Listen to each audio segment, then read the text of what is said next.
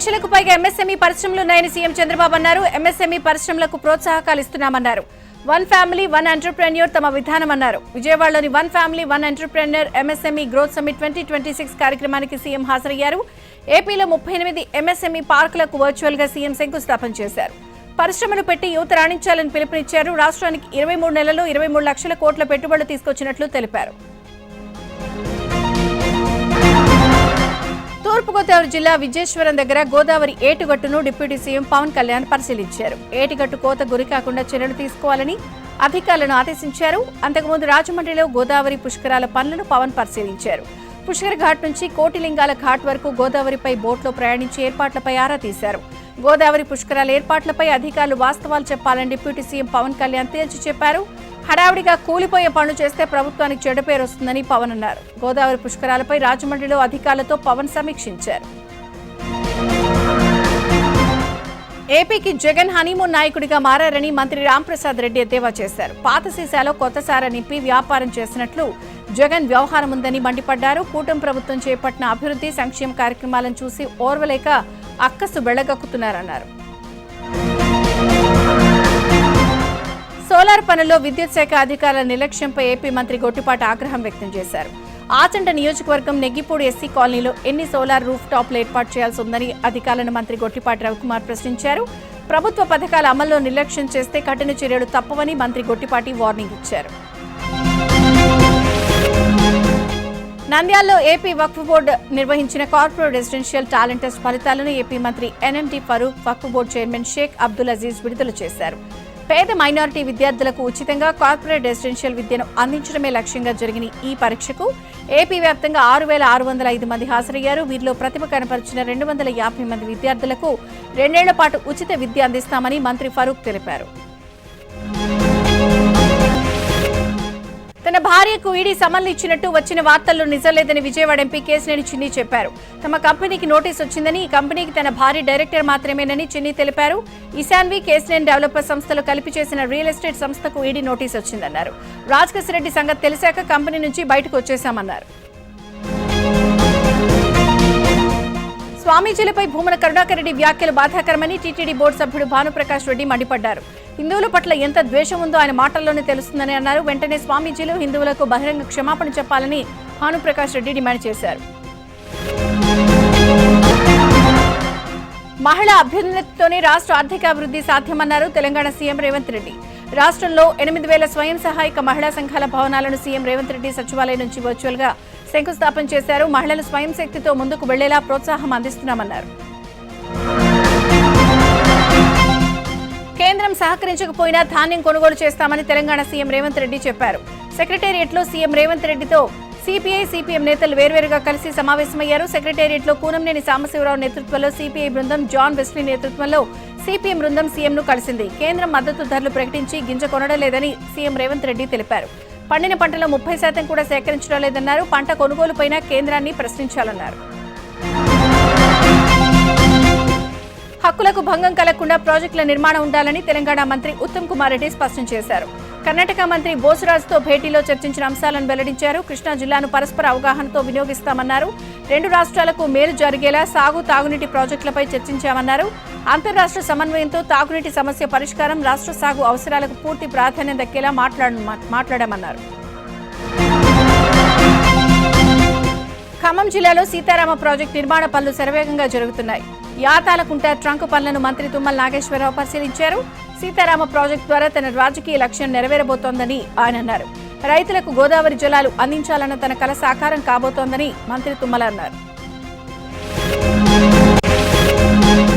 Telangana CM Revanth రెడ్డిపై BRS working president KTR తీవ్ర ఆగ్రహం వ్యక్తం చేశారు. కాంగ్రెస్ పాలనలో తెలంగాణ పరిస్థితి చాలా దారుణంగా దిగజారిపోయిందని ఆరోపించారు. హైదరాబాద్ లో కాంగ్రెస్ ఒక్క ఇల్లైనా కట్టిందా అంటూ ఆయన ప్రశ్నించారు. తాము మళ్లీ అధికారంలోకి వచ్చాక హైదరాబాద్ లో 24 గంటలు తాగునీరు అందిస్తామని కేటీఆర్ హామీ ఇచ్చారు. కాంగ్రెస్ ప్రభుత్వ నిర్లక్ష్యంతో రైతులు ఇబ్బంది పడుతున్నారని హరీష్ రావు ఆరోపించారు. సిద్దిపేట జిల్లా ఎన్సాన్పల్లిలో ధాన్యాన్ని పరిశీలించి రైతుల సమస్యలను అడిగి తెలుసుకున్నారు. రైతుల విషయంలో ప్రభుత్వం పూర్తిగా విఫలమైందని హరీష్ రావు విమర్శలు గుప్పించారు. 1 కోటి మెట్రిక్ టన్నుల ధాన్యంలో 70 లక్షలు మాత్రమే కొంటే మిగిలిన ధాన్యం రైతులు ఏం చేసుకోవాలి అంటూ ప్రశ్నించారు. హైదరాబాద్ మెట్రోకు ఇండియన్ రైల్వే ఫైనాన్స్ కార్పొరేషన్ 13,600 కోట్ల రుణం మంజూరు చేసింది. IRFC CMD Manoj Kumar Dubey, Telangana CS Ramakrishna Rao సమక్షంలో ఒప్పందం జరిగింది. 20 ఏళ్ల కాల పరిమితితో త్రైమాసిక చెల్లింపుల పద్ధతిలో రుణ సౌకర్యం కల్పించారు. హైదరాబాద్ మెట్రోకు దీర్ఘకాలిక ఆర్థిక బలం చేకూర్చేలా కీలక ఒప్పందం జరిగిందని సీఎస్ రామకృష్ణారావు తెలిపారు. తెలంగాణలో చట్టవిరుద్ధమైన గోహత్యలను ఆపేందుకు చర్యలు తీసుకుంటానని గవర్నర్ శివప్రతాప్ శుక్లా అన్నారు. విశ్వ హిందూ పరిషత్ తెలంగాణ బృందం గవర్నర్ శివప్రతాప్ శుక్లాను కలిశారు. బజరంగ్ దళ్ కార్యకర్తలపై వేధింపులు ఆపాలని కోరారు. దీనిపై సానుకూలంగా స్పందించిన గవర్నర్ గోవుల రక్షణకు తక్షణమే చర్యలు చేపడతానని హామీ ఇచ్చారు. వికారాబాద్ జిల్లా కుల్కచర్లకు రైతు గోసా బీజేపీ భరోసా యాత్ర చేరుకుంది. తెలంగాణ బీజేపీ అధ్యక్షుడు రామచంద్రరావు వరి ధాన్యం కొనుగోలు కేంద్రాన్ని పరిశీలించారు. ఈ యాత్రలో పలువురు బీజేపీ ఎమ్మెల్యేలు, ఎంపీలు, ఎమ్మెల్సీలు పాల్గొన్నారు. కొనుగోలు కేంద్రాల్లో రైతులు ఎదుర్కొంటున్న సమస్యలను అడిగి తెలుసుకున్నారు. బీజేపీ బస్సు యాత్రపై తెలంగాణ ప్రభుత్వ విప్ ఆది శ్రీనివాస్ విమర్శలు గుప్పించారు. రైతులను అడ్డుపెట్టుకుని రాజకీయాలు చేయాలనుకుంటున్నారని మండిపడ్డారు. రైతు సంక్షేమానికి రేవంత్ సర్కార్ అన్ని చర్యలు తీసుకుంటుంది అన్నారు. కొనుగోలు కేంద్రాల వద్ద ఇబ్బందులుంటే అధిగమించే ప్రయత్నం చేస్తున్నామన్నారు. కేంద్ర ప్రభుత్వం మద్దతు ధర కల్పిస్తామని కాగితాలకే పరిమితం చేస్తూ ధాన్యం కొనుగోలు చేయడం లేదని మండిపడ్డారు. తెలంగాణ ప్రభుత్వ విప్ విజయరమణారావు పెద్దపల్లి జిల్లా ఎలిగేడులో పర్యటించిన ఆయన పలు అభివృద్ధి పనులకు శంకుస్థాపన చేశారు. లాలపల్లిలో 14,38,00,000 రూపాయలతో 20,000 మెట్రిక్ టన్నుల సామర్థ్యం గల గోదాం నిర్మాణానికి తెలంగాణ గిడ్డంగుల చైర్మన్ నాగేశ్వరరావుతో కలిసి శంకుస్థాపన చేశారు. బీజేపీ నాయకుల ఉనికిని కాపాడుకోవడం కోసమే రైతు గోసు పేరుతో పడరాని పాటలు పడుతున్నారని ప్రభుత్వ విప్ విజయరమణారావు ఆరోపించారు. కరీంనగర్లో మార్కెట్ యార్డ్ దగ్గర మొక్కజొన్న రైతులు ఆందోళనకు దిగారు. గేటుకు తాళం వేసి నిరసన తెలిపారు. ధాన్యం తీసుకొచ్చి 40 రోజులు దాటినా కొనుగోలు జరపడం లేదని, ధాన్యం తూకం వేయడానికి కూలీలకు అనుమతించడం లేదని రైతులు మండిపడ్డారు. అధికారులు స్పందించి మొక్కజొన్న ధాన్యం కొనుగోలు జరపకపోతే ఆందోళనలు మరింత ఉధృతం చేస్తామని రైతులు హెచ్చరించారు. ప్రకాశం జిల్లాలో పొగాకు రైతులు ఆందోళనకు దిగారు. వేలం కేంద్రాల్లో పొగాకు గిట్టుబాటు ధర లభించడం లేదని ఆరోపిస్తూ జిల్లా వ్యాప్తంగా రైతులు నిరసన చేపట్టారు. వేలం కేంద్రం ఎదుట పొగాకు బేళ్లకు నిప్పంటించారు. 2 ఏళ్లకు పొగాకుకు గిట్టుబాటు ధర దక్కడం లేదని రైతులు వాపోయారు. రైతుల ఆందోళనతో అమ్మకాలు నిలిచిపోయాయి. ప్రభుత్వం స్పందించినా పొగాకు రైతులకు గిట్టుబాటు ధర అందించాలని రైతులు డిమాండ్ చేస్తున్నారు. ధాన్యం కొనుగోలు కోసం నిర్మల్ జిల్లాలో రైతులు ఆందోళనకు దిగారు. లింగాపూర్, సారంగపూర్, మూసాయిపేట గ్రామాల రైతులు ఎల్లాపూర్ చౌరస్తా దగ్గర ప్రధాన రహదారిపై ధర్నాకు దిగారు. దీంతో నిర్మల్ మంచిర్యాల హైవేపై రాకపోకలు నిలిచిపోయాయి. ధర్నాలో పాల్గొన్న ఓ రైతు అస్వస్థత గురి కావడంతో అతను ఆసుపత్రికి తరలించారు. ఇప్పటికైనా అధికారులు స్పందించి సక్రమంగా కొనుగోలు జరిగేలా చూడాలని రైతులు కోరుతున్నారు. నెల్లూరు జిల్లా కొండూరు సత్రం పవర్ గ్రిడ్ సమీపంలో ఉద్రిక్తత చోటు చేసుకుంది. రొయ్యల ప్రాసెసింగ్ యూనిట్ నిర్మాణానికి వ్యతిరేకంగా ఆక్వా రైతులు ఆందోళన నిర్వహించారు. ఫ్యాక్టరీ నిర్మాణంలో కండలేరు క్రీజ్ జలాలు కలుషితమవుతాయని ఆక్వా రైతులు వాపోయారు. దీనివల్ల తాము తీవ్రంగా నష్టపోతామని రైతులు ఆవేదన వ్యక్తం చేశారు. అధికారులు స్పందించి ఫ్యాక్టరీ నిర్మాణం ఆపాలని డిమాండ్ చేశారు. Hyderabad SR Nagar water work office ఎదుట బీఆర్ఎస్ నాయకులు నిరసన చేపట్టారు. అమీర్పేట్ డివిజన్లో తాగునీటి సమస్యలను పరిష్కరించాలని డిమాండ్ చేశారు.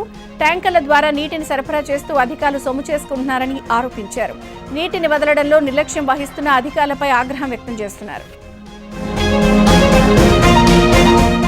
అనుమానాస్పద స్థితిలో మృతి చెందిన డిగ్రీ యువకుడు శ్రీనిధ్ కుటుంబ సభ్యులు, బంధువులు ఆందోళనకు దిగారు. శ్రీనిధి హత్యనా ఆత్మహత్యనా తేల్చాలంటూ కరీంనగర్ జిల్లా ఆల్కనూర్ చౌరాస్తాలో బాధితులు ధర్నాకు దిగారు. దీంతో కరీంనగర్లోని వరంగల్ హైదరాబాద్ హైవేపై భారీగా ట్రాఫిక్ జామ్ ఏర్పడింది. తిరుమల విలాస్ ఏరియా సమీపంలో శ్రీనిధ్ ఆదివారం చెట్టుకు ఉరివేసుకుని అనుమానాస్పద స్థితిలో మృతి చెందాడు. అయితే మెడకు చేతులు కట్టేస్తుండటంతో శ్రీనిధ్ మృతిపై కుటుంబ సభ్యులు అనుమానం వ్యక్తం చేస్తున్నారు. సత్యసాయి జిల్లా హిందూపురంలో నకిలీ వైద్యుల వ్యవహారం చర్చనీయాంశంగా మారింది. ప్రజల ఆరోగ్యాన్ని ప్రమాదంలోకి నెట్టుతున్న ఫేక్ డాక్టర్లపై చర్యలు తీసుకోవాలని డిమాండ్ చేస్తూ ఐఎంఏ డాక్టర్ల అసోసియేషన్ ఆధ్వర్యంలో వైద్యులను నిరసన చేపట్టారు. హిందూపురం ప్రభుత్వ వైద్యశాల నుంచి అంబేద్కర్ కూడలి వరకు ర్యాలీ నిర్వహించారు. అనంతరం తహసీల్దార్ కార్యాలయంలో వినతి పత్రం అందజేశారు. ప్రభుత్వం ప్రత్యేక డ్రైవ్ నిర్వహించి ఫేక్ డాక్టర్లను గుర్తించి అనధికార క్లినిక్లను మూసివేయాలని డిమాండ్ చేశారు. రంగారెడ్డి జిల్లా కోహెడ్లో ఉద్రిక్తత నెలకొంది. భూములు తీసుకోవాలన్న ప్రభుత్వ నిర్ణయానికి వ్యతిరేకంగా రైతులు ఆందోళన చేపట్టారు. భూముల్లో fruit market, sub register office కట్టాలని ప్రతిపాదనలున్నాయి. దీంతో అధికారులతో రైతులు గ్రామస్తులు వాగ్వివాదానికి దిగారు. జేసీబీ ముందుకెళ్లకుండా రోడ్డుపై పడుకుని నిరసన తెలిపారు. RDO, MRO, market committee chairman రైతులు అడ్డుకున్నారు. దీంతో కోహెల్లో పోలీసులు భారీగా మోహరించారు. మాచర్లలో వైసీపీ శ్రేణులు రెచ్చిపోయారు. టీడీపీ నేతలు రాంబాబు, హనుమంతరావుపై వైసీపీ నాయకులు రమణయ్య, వీర్ల శ్రీను దాడి చేశారు. రాళ్లు, కర్రలు, మారణాయుధాలతో టీడీపీ నేతలు ఇళ్లపై దాడి చేశారు. గాయపడిన టీడీపీ నాయకులను ఆసుపత్రికి తరలించారు. ఘటనపై మాచర్ల పట్టణ పోలీస్ స్టేషన్లో బాధితులు ఫిర్యాదు చేశారు. సంగారెడ్డిలో 70 మంది చిన్నారులకు కాంగ్రెస్ సీనియర్ నేత జగ్గారెడ్డి సైకిళ్లు పంపిణీ చేశారు. 8 సంవత్సరాలలోపు వయసున్న చిన్నారులకు సైకిల్ అందించేలా ఈ కార్యక్రమం నిర్వహిస్తున్నామన్నారు. ఇప్పటి వరకు 400 మంది చిన్నారులకు సైకిళ్లు పంపిణీ చేశామన్నారు. తమ కార్యాలయంలో ఆధార్ జిరాక్స్ ఇచ్చి పేర్లు నమోదు చేసుకున్న అందరికీ విడతల వారీగా సైకిళ్లు అందిస్తామని జగ్గారెడ్డి స్పష్టం చేశారు. హైదరాబాద్ ఔటర్ రింగ్ రోడ్డుపై మితిమీరిన వేగంతో కారు నడిపి ప్రయాణికులను భయభ్రాంతులకు గురిచేసిన వ్యక్తిపై నార్సింగి పోలీసులు కేసు నమోదు చేశారు. గంటకు 200 కిలోమీటర్ల వేగంతో నడిపిన యశ్వంత్ రెడ్డి వీడియో తీసి సోషల్ మీడియాలో అప్లోడ్ చేశాడు. దాన్ని గుర్తించిన ఓఆర్ఆర్ పాట్రోలింగ్ పోలీసులు నార్సింగి పోలీసులకు ఫిర్యాదు చేశారు. దీంతో పోలీసులు నిందితుడిని అదుపులోకి తీసుకుని కారు స్వాధీనం చేసుకున్నారు. తిరుపతి వెటర్నరీ యూనివర్సిటీలో మరోసారి చిరుత సంచారం కలకలం రేపుతోంది. మెడిసిన్ విభాగంలోకి వెళ్లడం గమనించిన సిబ్బంది తలుపులు మూసి అటవీ అధికారులకు సమాచారం ఇచ్చారు. అక్కడికి చేరుకున్న అటవీ శాఖ అధికారులు చిరుతను బంధించేసి జూ పార్కు తరలించారు. తిరుపతి జిల్లా ఎర్రావారిపాలెంలో ఏనుగుల గుంపు బీభత్సం సృష్టించింది. కూరవర్తిపారిపల్లి, నెరబైలు, మడిచెరువు అటవీ ప్రాంతం సమీపంలోని మామిడి, కొబ్బరి తోటలతో పాటు వరి పంటలను ఏనుగులు ధ్వంసం చేశాయి. చేతికొచ్చిన పంటలు నేలపాలు కావడంతో రైతులు తీవ్ర ఆవేదన వ్యక్తం చేస్తున్నారు. ఏనుగుల గుంపు నుంచి తమ తోటలను కాపాడాలని ఫారెస్ట్ సిబ్బందికి రైతులు విజ్ఞప్తి చేశారు.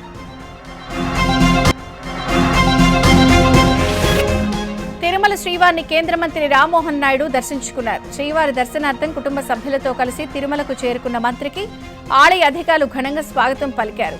వీఐపీ బ్రేక్ విరామ సమయంలో శ్రీనివాసుని దర్శించుకున్నారు. దర్శన అనంతరం రంగనాయకుల మండపంలో వేద పండితులు వేద ఆశీర్వచనం పలకగా ఆలయ అధికారులు స్వామివారి వస్త్రంతో సత్కరించి ప్రసాదాలను అందజేశారు.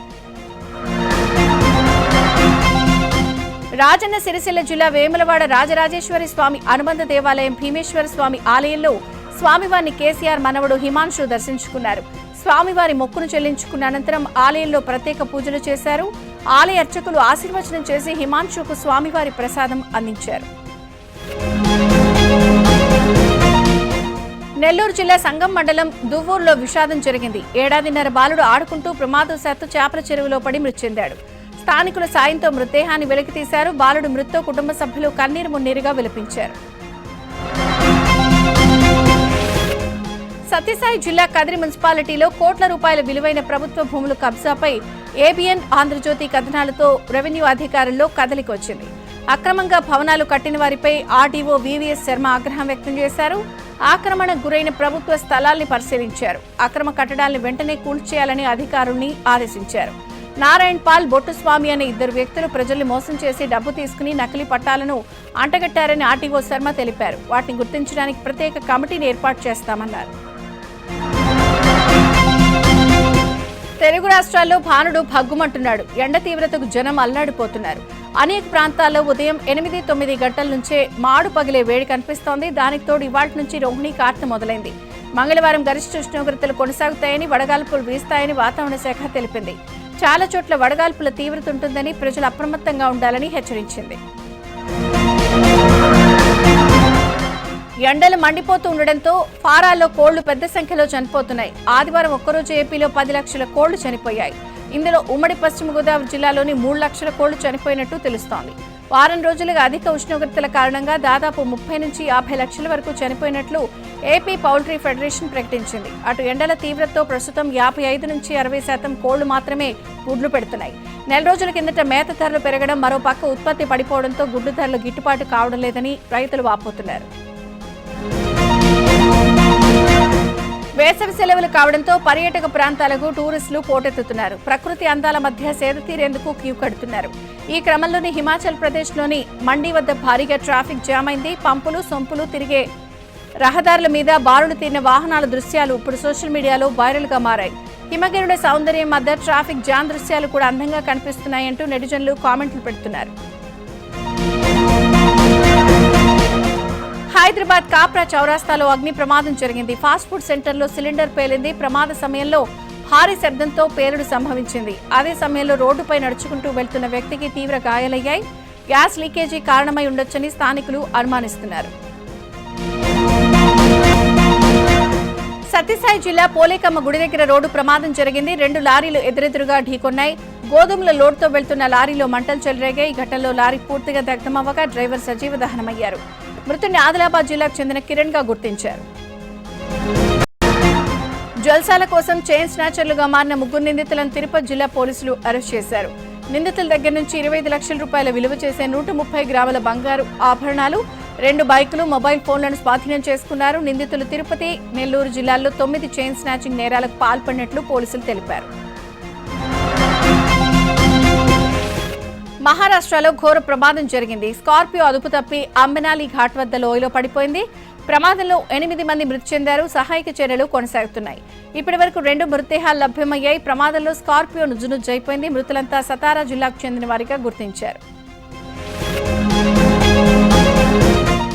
అహ్మదాబాద్ లో ఒక బ్యాంక్ మేనేజర్ భారీ చోరీ చేశాడు. రిజర్వ్ బ్యాంక్ ఆఫ్ ఇండియాకు అనుబంధంగా ఉన్న కరెన్సీ చెస్ నుంచి 8,70,00,000 రూపాయలని కొట్టేశాడు. నిందితుడు హరిసిద్ధ కడారియా తరచూ కొంత చొప్పున నగదును బయటకు తరలించాడు. కరెన్సీ నిల్వల్లో తేడా గమనించి అధికారులు ఆడిటింగ్ చేయడంతో చోరీ వ్యవహారం బయటపడింది. దాంతో క్రైమ్ బ్రాంచ్ పోలీసులు సీసీ ఫుటేజ్ ఆధారంగా బ్యాంక్ మేనేజరే దొంగతనం చేసినట్లు గుర్తించారు. అయితే నిందితుడు పోలీసులకు పట్టుబడకుండా రకరకాల ప్రదేశాల్లో తిరిగి ముప్పు తిప్పలు పెట్టాడు. చివరకు మొబైల్ సిగ్నల్స్ ఆధారంగా అతన్ని అరెస్ట్ చేసి 2,20,00,000 రూపాయలు రికవరీ చేశారు. జమ్మూ కశ్మీర్లో ఉగ్ర నెట్వర్క్లే లక్ష్యంగా ఎన్ఐఏ దాడులు జరుపుతోంది. శ్రీనగర్తో పాటు దక్షిణ కశ్మీర్ జిల్లాల్లో సోదాలు నిర్వహిస్తోంది. జమాతే ఇస్లామీ సంస్థ పునరుద్ధరణకు జరుగుతున్న ప్రయత్నాలపై దర్యాప్తు చేస్తోంది. ఉగ్రవాద నిధుల సమీకరణపై ఎన్ఐఏ అధికారులు నిఘా పెట్టారు. అనుమానితులతో సంబంధాలున్న నివాసాల్లో సోదాలు జరుపుతున్నారు. మహారాష్ట్ర మంత్రి నితీష్ రాణే వివాదాస్పద వ్యాఖ్యలు చేశారు. వర్చువల్ గా బక్రీద్ నిర్వహించుకోవాలని సలహా ఇచ్చారు. కంప్యూటర్లో మేక ఫోటో పెట్టుకుని వధిస్తున్నట్టు చూపాలని, అలా చెప్పగలిగే ధైర్యం పర్యావరణవాదులకు ఉందా అని నితీష్ రాణే ప్రశ్నించారు. హోలీ, దీపావళి పండుగలను పర్యావరణ హితంగా జరుపుకోవాలని హిందువులకు సలహాలు ఇవ్వడానికి ముందుకొస్తారంటూ నితీష్ రాణే మండిపడ్డారు. హిందువులకు కొందరు హిందువుల వల్లే ప్రమాదమంటూ నితీష్ రాణే సంచలన ఆరోపణలు చేశారు. నీట్ పేపర్ లీక్ పై సుప్రీంకోర్టు తీవ్ర ఆందోళన వ్యక్తం చేసింది. నేషనల్ టెస్టింగ్ ఏజెన్సీ ఎన్టీఏ ఇంకా గుణపాఠం నేర్చుకోలేదని ఆగ్రహం వ్యక్తం చేసింది. ఎన్టీఏకు నోటీసులు ఇచ్చింది. గతంలోనే కమిటీ ఏర్పాటు చేశామని, సిఫార్సుల అమలుకు హైపవర్ కమిటీ తీసుకున్న చర్యలపై 3 రోజుల్లో అఫిడవిట్ దాఖలు చేయాలని ఎన్టీఏను ఆదేశించింది. కేసు విచారణను శుక్రవారానికి వాయిదా వేసింది. ఢిల్లీలో జిమ్ఖానా క్లబ్ వివాదం ముదురుతోంది. జిమ్ఖానా క్లబ్ను ఖాళీ చేయాలి అంటూ కేంద్రం ఇచ్చిన నోటీసులను సవాల్ చేస్తూ నిర్వాహకులు ఢిల్లీ హైకోర్టును ఆశ్రయించారు. దీనిపై హైకోర్టు మంగళవారం విచారణ చేపట్టనుంది. బ్రిటిష్ పాలనలోని మిలిటరీ అధికారుల కోసం 1913 జూలై 3న ఈ క్లబ్ ఏర్పాటైంది. కాగా ఈ క్లబ్ను జూన్ 5 నాటికి అప్పగించారంటూ కేంద్రం నోటీసులు ఇచ్చింది. లీజుకు తీసుకున్న 27.3 ఎకరాల స్థలంతో పాటు భవనాలు, ఇతర కట్టడాలను తమకు అప్పగించాలంటూ నోటీసుల్లో ఆదేశించింది. రక్షణ సౌకర్యాల కోసం ఈ స్థలం తమకు కావాల్సిందని తెలిపింది. మోడల్ కశ్మీర్లోని ప్రముఖ పర్యాటక ప్రాంతమైన గుల్మార్గ్లో ప్రమాదం జరిగింది. టూరిస్టులకు ప్రకృతి అందాలు చూపించే కేబుల్ కార్లో సాంకేతిక లోపం తలెత్తింది. భూమికి కొన్ని అడుగుల ఎత్తులో గాల్లో కేబుల్ కార్ నిలిచిపోయింది. దాంతో ప్రయాణికులు ఆందోళన చెందారు. ఆర్మీ ఈ విషయం తెలిసిన వెంటనే ఆర్మీ సిబ్బంది రెస్క్యూ ఆపరేషన్ చేపట్టారు. టూరిస్టులకు తాళ్లు కట్టి క్షేమంగా కిందకు దించారు. తమిళనాడు రాజకీయాలు కీలక మలుపులు తిరిగాయి. 3 అన్నాడీఎంకే ఎమ్మెల్యేలు రాజీనామా చేశారు. స్పీకర్ను కలిసి తమ రాజీనామా లేఖలు సమర్పించారు. రాజీనామాలను స్పీకర్ ఆమోదించారు. అటు మంత్రి అదవ్తో రాజీనామా చేసిన 3 ఎమ్మెల్యేలు భేటీ అయ్యారు. త్వరలో టీవీకేలో చేరనున్నారని ప్రచారం జరుగుతోంది. బల పరీక్షలో విజయ్కు ఈ 3 ఎమ్మెల్యేలు మద్దతిచ్చారు. పెట్రోల్, డీజిల్ ధరలు మరోసారి పెరిగిన నేపథ్యంలో ప్రధాని మోదీపై రాహుల్ గాంధీ తీవ్ర విమర్శలు చేశారు. ద్రవ్యోల్బణ సూత్రధారి మోదీ మళ్లీ తన పని చూపించారు అంటూ ట్వీట్ చేశారు. పెట్రోల్, డీజిల్ ధరలను విడతల వారీగా పెంచుతున్నారు అంటూ మండిపడ్డారు. ఆర్థిక తుఫాను రాబోతోందని హెచ్చరిస్తూనే ఉన్నారు. ఎన్నికలు ముగియగానే పెట్రోల్, డీజిల్ ధరలు పెంచారని, ఈ ధరల పెంపు ఇంకా కొనసాగుతూనే ఉంటుంది అని అన్నారు. కానీ మోదీ మాత్రం ఎప్పట్లాగానే ఎన్నికలతో బిజీగా ఉన్నారంటూ సెటైర్ వేశారు. కర్ణాటక రాజకీయాలు మరోసారి హాట్ టాపిక్ గా మారాయి. సీఎం సిద్ధరామయ్య మంగళవారం ఢిల్లీకి వెళ్లనున్నారు. ఏఐసీసీ పెద్దలతో భేటీ కానున్నారు. కేబినెట్ పునర్వ్యవస్థీకరణ, రాజ్యసభ అభ్యర్థుల ఎంపికపై చర్చించనున్నారు. ఈ సమావేశంలో సీఎం మార్పు అంశం చర్చకు వస్తుందని ప్రచారం జరుగుతోంది. దీంతో కర్ణాటకలో ముఖ్యమంత్రి పదవి మార్పు అంశంపై మరోసారి ఊహాగానాలు ఊపందుకున్నాయి. ఇండియన్ ఎయిర్ ఫోర్స్ ను మరింత శక్తివంతం చేసేందుకు ముందడుగు పడింది. ఫ్రాన్స్ నుంచి మరో 114 రఫేల్ యుద్ధ విమానాల కొనుగోలుకు అధికారిక ప్రతిపాదన లేఖను కేంద్ర ప్రభుత్వం సిద్ధం చేసింది. త్వరలోని ఈ లేఖను ఫ్రాన్స్ ప్రభుత్వానికి పంపిస్తామని రక్షణ శాఖ వెల్లడించింది. ఈ రక్షణ ఒప్పందంలో భాగంగా దాదాపు 90 యుద్ధ విమానాలను మేక్ ఇన్ ఇండియా కింద మన దేశంలోనే తయారు చేయనున్నారు. ఇరాన్ అమెరికా మధ్య శాంతి ఒప్పందం దిశగా అడుగులు పడినట్లు వార్తలు వినిపిస్తున్నప్పటికీ సస్పెన్స్ మాత్రం కొనసాగుతూనే ఉంది. ఈ క్రమంలోనే శాంతి ఒప్పందంపై ట్రంప్ మరోసారి ట్రూత్ వేదికగా పోస్ట్ చేశారు. ఇరాన్తో ఒప్పందం కోసం తామేమీ తొందరపట్టలేదన్నారు. నిజానికి యుద్ధానికి పూర్తిగా ముగింపు పలికేందుకు ముందుగా 60 రోజుల కాలానికి తాత్కాలిక ఒప్పందం కుదుర్చుకోవాలని అమెరికా, ఇరాన్ నిర్ణయించినట్లు వార్తలు వినిపించాయి. అమెరికా, ఇరాన్ మధ్య శాంతి ఒప్పందంపై సుదీర్ఘంగా చర్చలు జరుగుతున్నా అవి ఇంకా ఓ కొలిక్కి రాలేదు. దీనికి కారణం ఇరాన్ సుప్రీం లీడర్ మొస్తఫా ఖమేనీ అందుబాటులో లేకపోవడమేనని తెలుస్తోంది. మొస్తఫా ప్రస్తుతం రహస్య ప్రాంతాల్లో ఉన్నాడని అగ్రరాజ్య ఇంటెలిజెన్స్ వర్గాలు చెప్తున్నాయి. కేవలం దూతల సాయంతోనే అధికారులు, నాయకులకు ఖమేనీ సందేశాలు పంపిస్తున్నట్లు తెలుస్తోంది. ఐపీఎల్ మ్యాచ్లో విరాట్ కోహ్లీ, ట్రావిస్ హెడ్ మధ్య వాగ్వివాదం కొత్త మలుపు తీసుకుంది. కొందరు అభిమానులు ట్రావిస్ హెడ్ భార్య జెసికాను సోషల్ మీడియాలో వేధించారు. ఈ విషయాన్ని ఆమె వెల్లడించారు. ఉప్పల్ వేదికగా జరిగిన మ్యాచ్లో విరాట్, ట్రావిస్ హెడ్ మధ్య వాగ్వివాదం జరిగింది. భారీ షాట్లు కొట్టాలి అంటూ కోహ్లీని రెచ్చగొట్టేలా హెడ్ వ్యాఖ్యలు చేయడంతో వివాదం మొదలైంది. కోహ్లీ కూడా ఘాటుగా స్పందించాడు. నువ్వు వచ్చి ఆఫ్ స్పిన్ వెయ్యి, అప్పుడు భారీ షాట్లు కొడతా, అయినా నువ్వెప్పుడు ఇంపాక్ట్ ప్లేయర్ గానే వస్తావు కదా అంటూ ఫైర్ అయ్యాడు. కోహ్లీని ట్రావిస్ హెడ్ అవమానించాడంటూ ఫ్యాన్స్ మండిపడ్డారు.